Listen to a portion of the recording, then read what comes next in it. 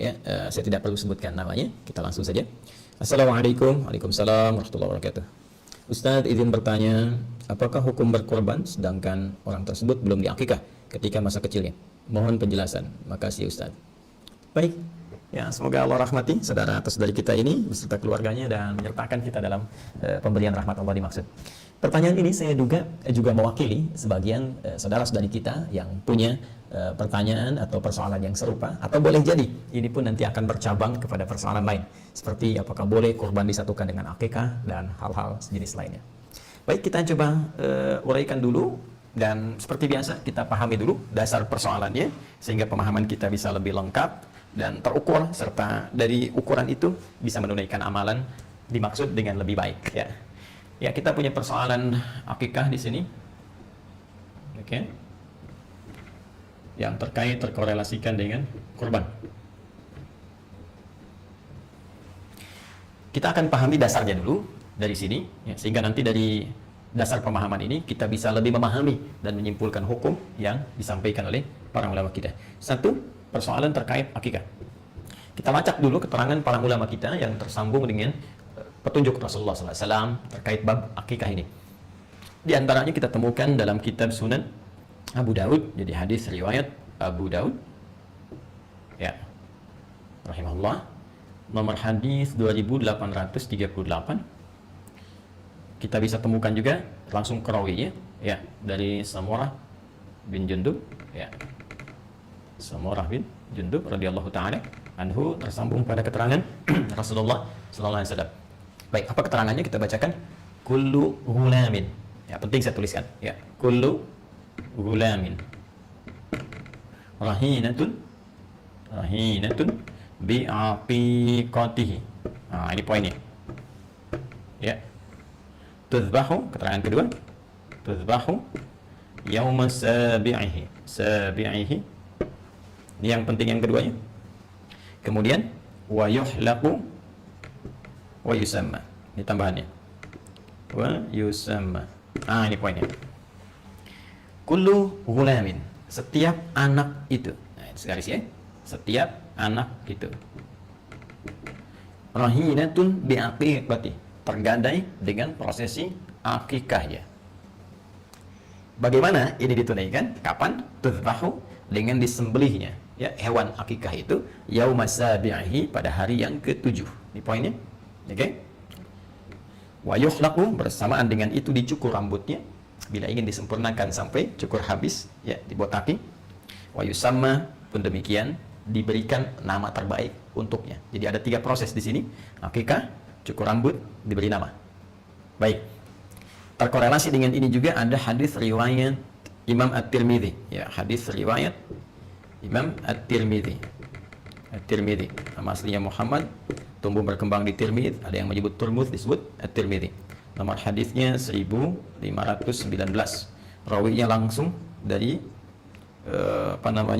suaminya Sayyidah Fatimah radhiyallahu taala anha, menantu Nabi sallallahu alaihi wasallam, sekaligus juga ini jadi keponakan beliau, ya, Ali bin Abi Thalib. Abi Thalib, ya, radhiyallahu taala anhu karamahullahu wajah. Disampaikan qala aqta Rasulullah sallallahu alaihi wasallam Adil Hasan bisyatin. Rasulullah SAW pernah melangsungkan akikah, ya, untuk cucu beliau Al Hasan, ya, pada kambing pertamanya. Pada kambing pertamanya beliau berkata kepada Sayyidah Aisyah. Jadi ada proses akikah di sini. Kemudian ada proses perintah beliau kepada Sayyidah Fatimah. Ya, saya evaluasi. Beliau berkata kepada putrinya Sayyidah Fatimah radhiyallahu taala anha. Apa perkataan beliau? Perhatikan kalimatnya. Ahliqi, cukur rambutnya.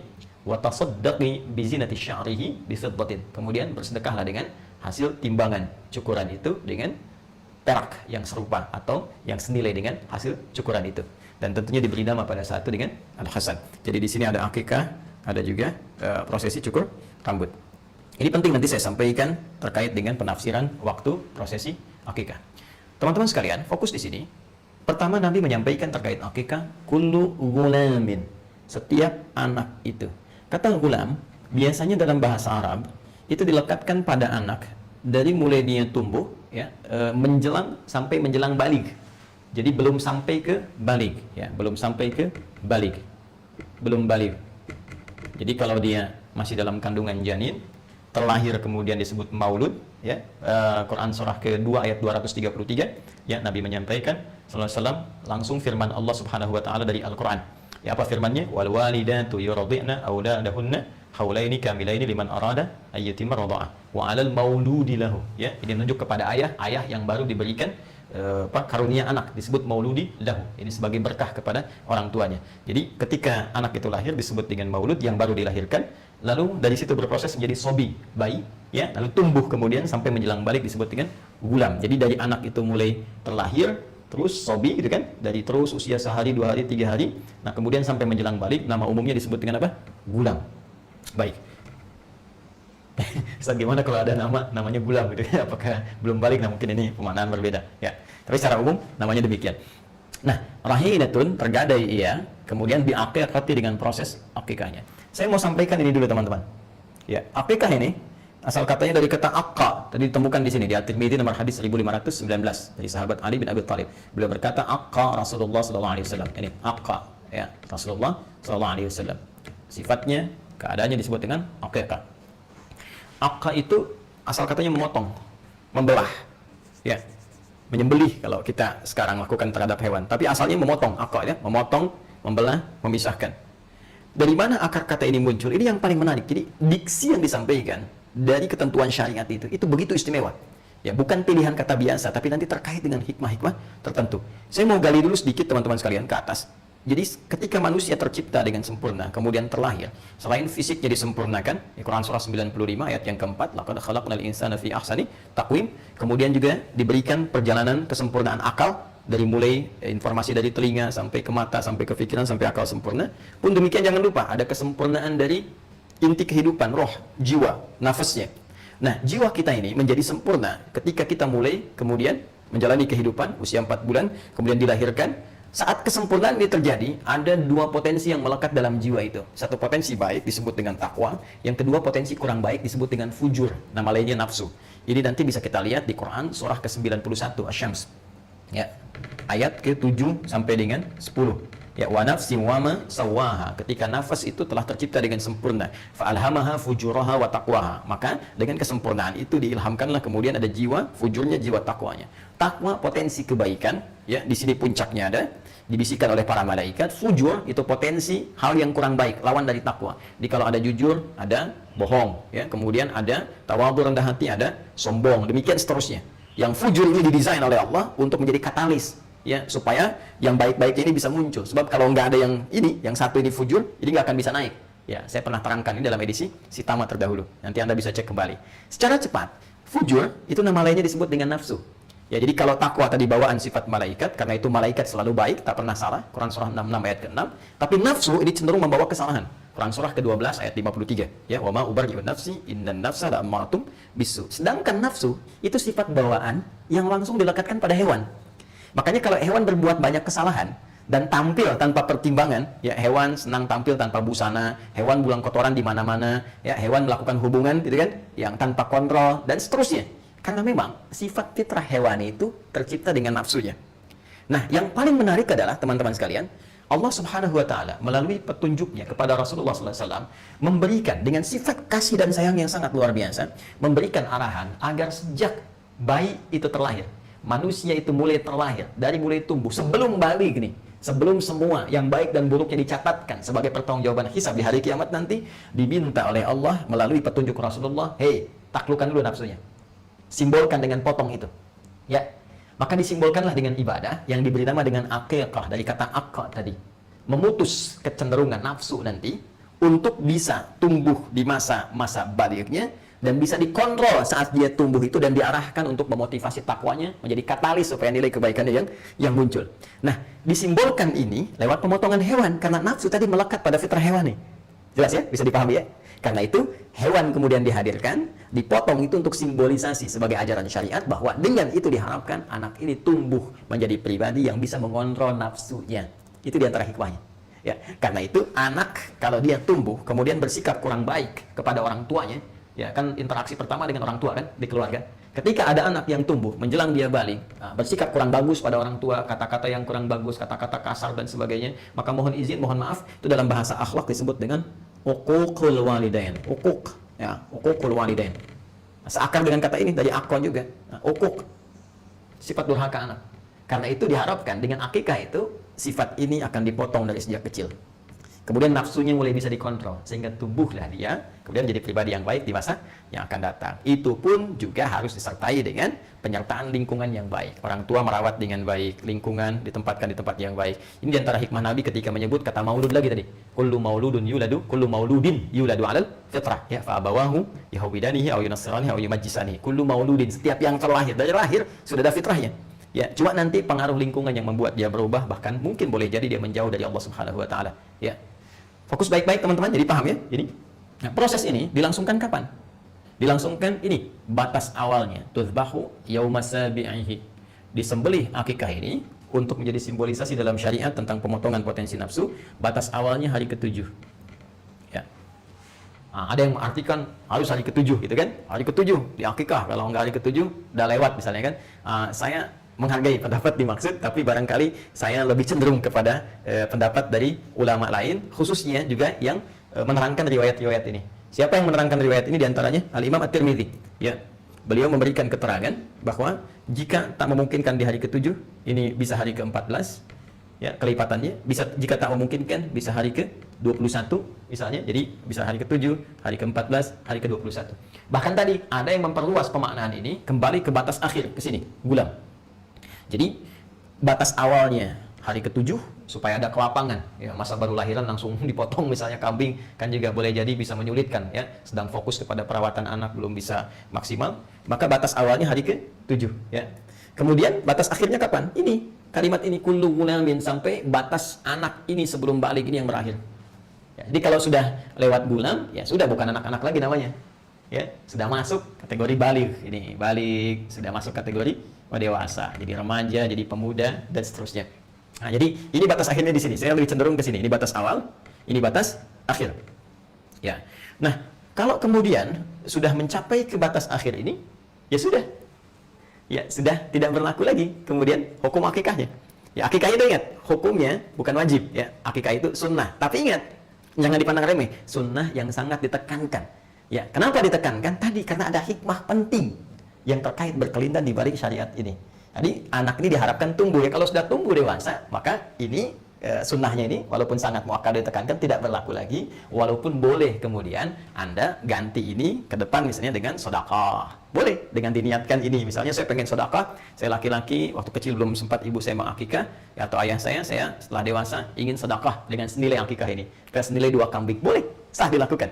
Ya, tapi yang penting itu esensinya. Jadi akikah itu diniatkan salah satunya dengan harapan anak tumbuh jadi baik dan disertai dengan pengawasan orang tua dan menempatkan pada lingkungan yang terbaik. Jadi kalau ada anak di akikah, terus orang tuanya tidak mengikuti, ya, turunan dari akikah ini, ya memang di akikah kambingnya bagus-bagus, cuma ya dibawanya ke tempat-tempat yang kurang bagus. Ya, anak baru tumbuh dibawa ke diskotik misalnya, anak tumbuh dibawa ke tempat-tempat maksiat yang nggak akan nyampe kepribadian baik ini. Ya, hikmahnya itu. Tapi kalau Anda pun orang tua belum sempat saya akikah, tapi berharap berikhtiar, nggak ada juga. Tapi orang tuanya merawat dalam keadaan yang baik, mengajarkan Quran dan sebagainya. Sehingga ketika anak ini tumbuh dewasa, muncul kesadaran-kesadaran terbaik.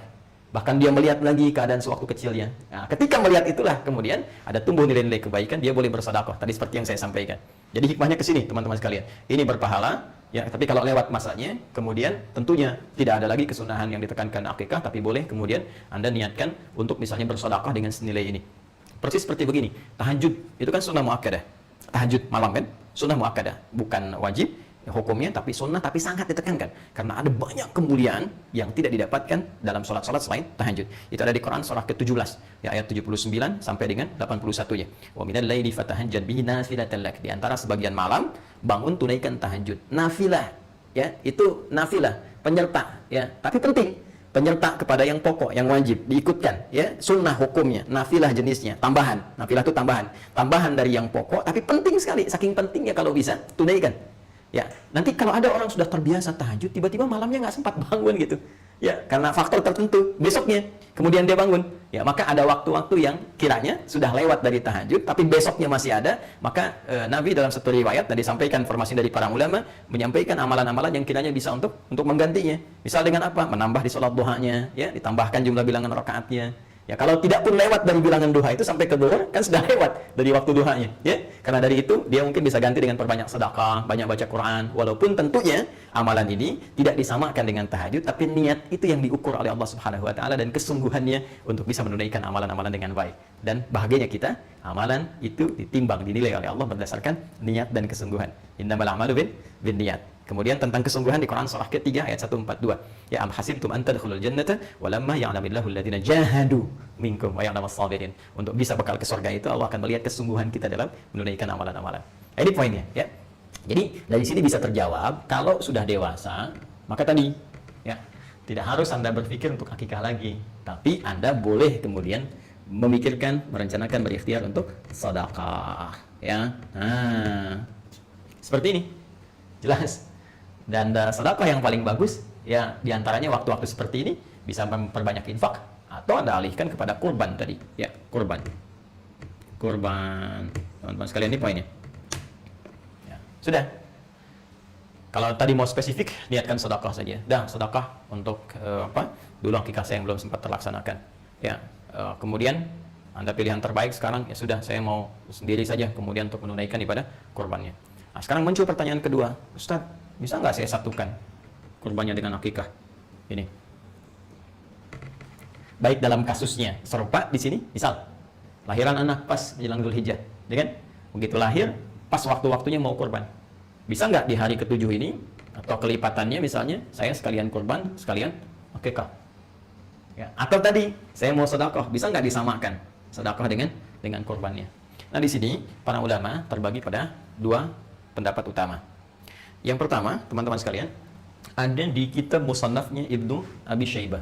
Ya, Musannaf Ibnu Abi Syaibah. Ya. Itu keterangan bahwa pendapat pertama diwakili oleh kalangan mazhab Hanafi, kemudian Hambali. Ada juga pendapat dari Imam Al-Hasan Al-Basri, ya, Hasan Al-Basri. Juga ada tambahan dari Ibnu Sirin, ya, yang cenderung pada pendapat bolehnya menyatukan dua ibadah ini, ya, dengan satu pelaksanaan. Ya, secara inti boleh kurban misalnya, ya, sekaligus dalam kurban itu disatukan dengan niat akikah.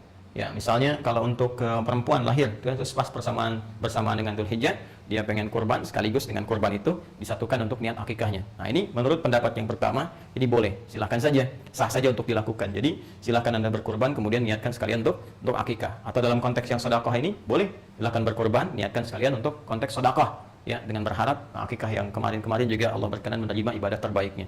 Ini pendapat yang pertama. Ini saya sertakan juga ulama-ulamanya kemudian ke atasnya di kitab yang bisa kita lacak.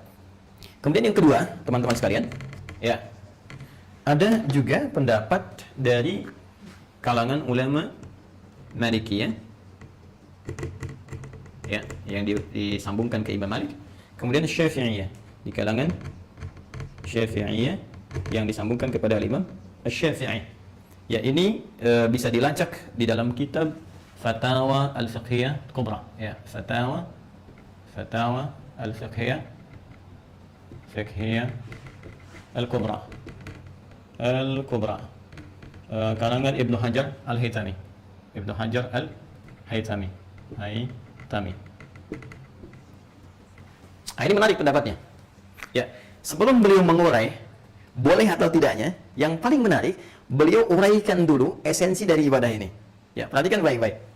Teman-teman sekalian, akikah, seperti kita ketahui, itu ibadah yang ditunaikan untuk bisa dengan ibadah itu diharapkan menjadi pengarah kepada anak dengan izin Allah supaya tumbuh lebih baik di masa depan. Karena itu ibadah ini spesifik ditujukan kepada anak. Kalau dalam bahasa kitabnya, fidaul walad, ya, jadi penebus anak. Ini ibadah untuk anak sebelum dia dewasa. Sedangkan kurban, ini akikah, kurban itu tidak spesifik ditujukan kepada anak, tapi lebih kepada jiwa, kepada diri. Fidaun nafsi, ya, korban. Ya. Itu sifatnya ibadah yang ditujukan untuk mengarahkan jiwa, menata diri, ya, diri pada setiap diri. Jiwa yang bersifat umum sifatnya, jadi nggak spesifik dalam rentang usia. Bisa untuk anak-anak, bisa untuk orang dewasa, ya, bisa untuk bahkan kakek, nenek, bahkan ini bisa diarahkan kepada yang sudah wafat. Ya, ada orang sudah meninggal dunia kemudian ingin dikorbankan, ini masih boleh. Akikah tidak. Ya, jadi dari sini dilihat kemudian oleh para ulama Malikiyah, Syafi'iyah dengan referensi yang saya sebutkan, karena sifatnya ini berbeda, beda jenis, ya, tidak sama, maka mereka lebih cenderung untuk memisahkan akikah dengan kurban. Akikah tersendiri, kurban tersendiri. Jadi kalau Anda ingin akikah, silahkan niatkan akikah, ya, dengan ketentuan yang berlaku. Kalau Anda ingin kurban, maka silahkan niatkan kurban. Nah, kapan waktunya? Kalau ada waktu akikah, karena spesifik akikah itu waktunya terbatas sampai menjelang dewasa, maka dalam konteks ini dahulukan akikah dulu. Jadi kalau ada pertanyaan yang ketiga, Ustadz, mana yang dahulukan, akikah atau kurban?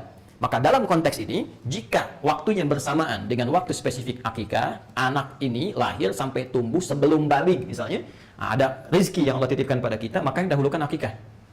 Kenapa? Karena korban ini waktunya itu masih panjang. Setiap tahun masih bisa ada. Anak telah dewasa pun masih korban untuk diri sendirinya. Bahkan telah meninggal pun bisa dilakukan korban yang diniatkan, ditujukan untuk yang tadi yang disebutkan, yang telah wafat.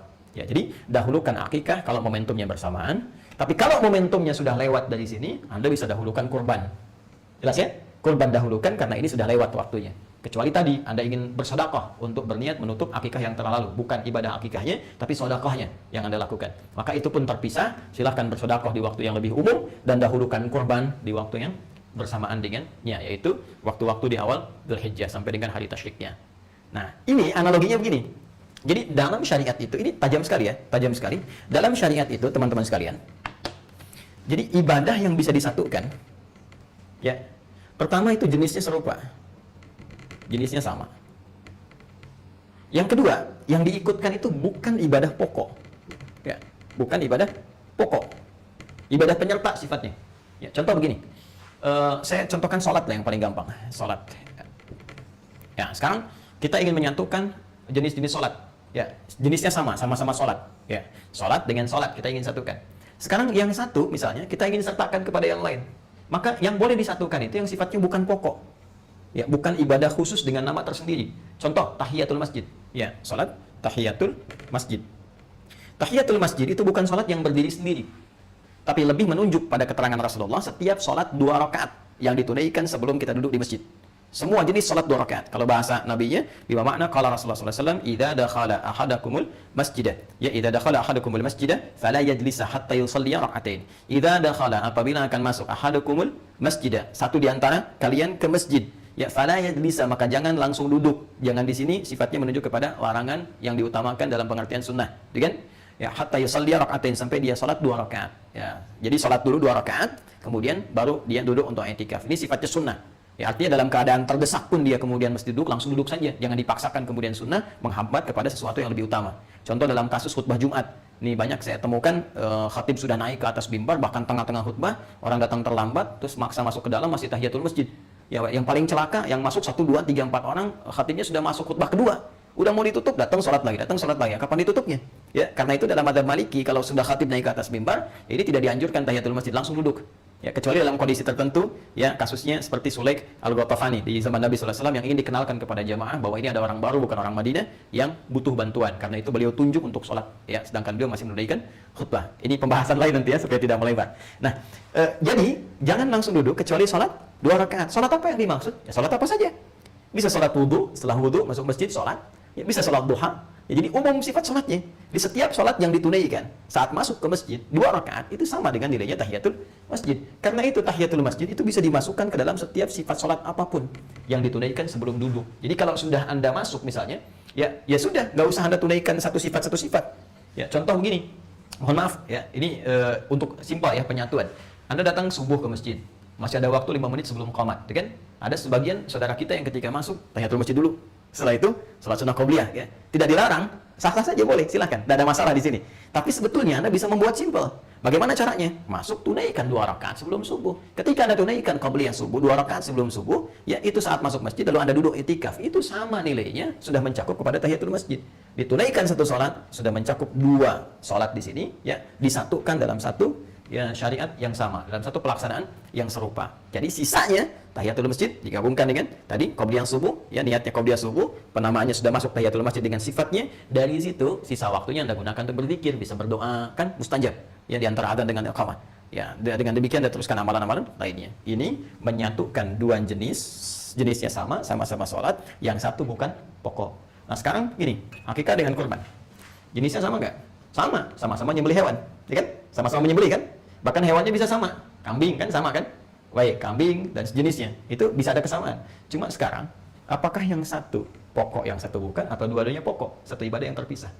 Nah, ternyata setelah diteliti, ini dua-duanya menjadi pokok dan 2 ibadah yang terpisah. Kurban, akikah. Bahkan batasnya tertentu. Akikah punya batas, kurban juga punya waktu tertentu yang boleh jadi tidak sama dengan batas akikah. Karena ketidaksamaan ini, maka ulama Malikiyah, Syafi'iyah, tadi yang disampaikan dalam Fatwa Al-Fiqh Al-Kubra, kayak Syekh Ibnu Hajar Al-Hitami mengatakan lebih cenderung untuk dipisahkan. Ya, dengan waktu-waktu tertentu seperti tadi uraian telah saya sampaikan. Ya, Syekh Utsaimin di sini cukup bagus, ulama kontemporer. Beliau telah wafat dan kita doakan semoga beliau dirahmati dan merahmati seluruh ulama-ulama lainnya.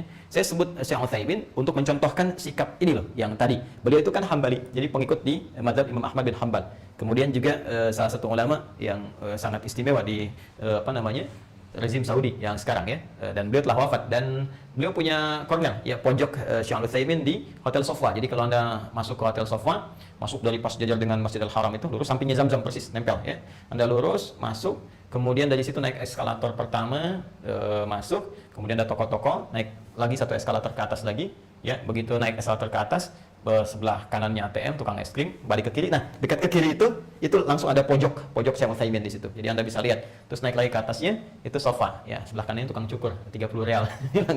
langsung bersih gitu. Nah, itu ada di situ. Syekh Utsaimin cukup menarik. Beliau itu condong kepada mazhab Hambali sebetulnya.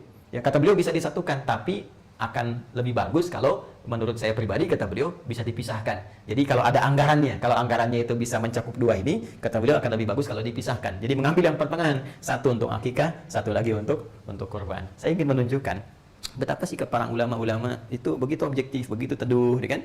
Kemudian saling menghargai pendapat yang lain, saling mencari jalan tengah. Terus tidak ada berniat untuk menjatuhkan, mencela, apalagi ingin menganggap yang lain mesti turun, yang ini mesti naik, tidak.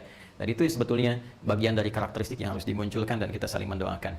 Nah, untuk itu, kembali kepada pertanyaan tadi, kita simpulkan bahwa dalam konteks ini, bagi yang sudah masuk dewasa, kan, melewati batas masa baligh, akan lebih baik kalau ada kelebihan rezeki bisa bersedekah, kan, dan salah satunya diniatkan bisa menutup akikah yang telah lalu, kemudian ya sampaikan, masa iya kemudian akikah lagi, kemudian cukur lagi sampai botak, terus namanya ditetapkan lagi, kan, juga ada penyesuaian.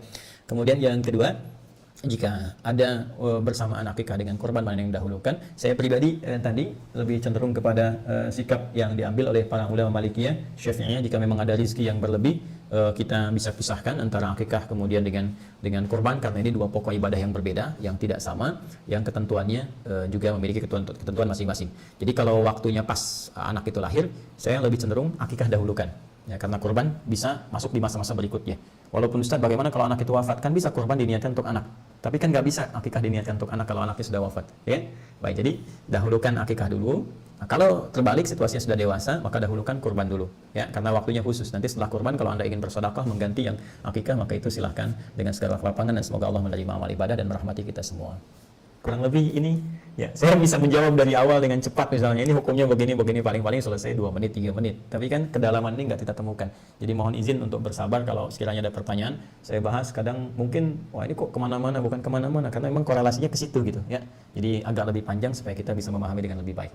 Saya kira itu, barangkali ada keterangan ulama lain yang lebih baik, dan sangat mudah Anda bisa meninggalkan apa yang saya sampaikan, dan mengambil pendapat ulama lain yang kiranya lebih mudah untuk diamalkan sesuai dengan ketentuan Al-Quran dan Sunnah Rasulullah SAW.